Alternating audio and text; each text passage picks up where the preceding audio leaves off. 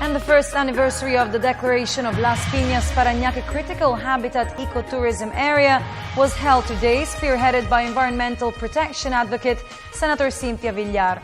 The mangrove forest and marine habitat is known as one of the most important wetlands in the world. Here's Ara Perez with the details. Senators spearheaded the celebration of the first anniversary of the declaration of Las Piñas Parañaque Critical Habitat Ecotourism Area as one of the world's most essential wetlands.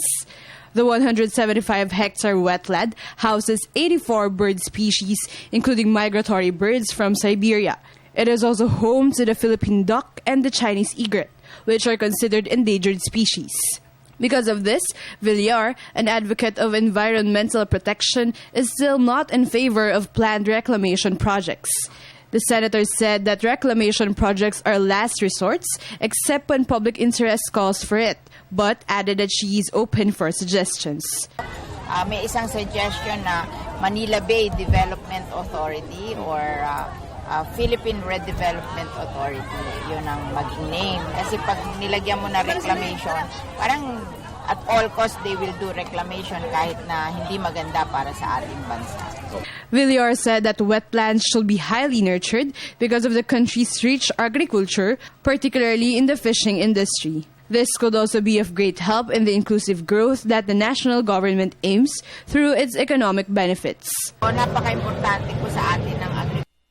At kung yung wetlands ay kaagibat ng agriculture, then we have to protect the wetlands. Katulad nito, without this wetland, mahirapan yung ating fishing industry sa Manila Bay. At kung tayo magre-reclamation, papatayin natin ang fishing industry sa Manila Bay. Meanwhile, Villar commented that Senator Jinggoy Estrada's response to Senator Alan Peter Cayetano was just a normal and logical reaction.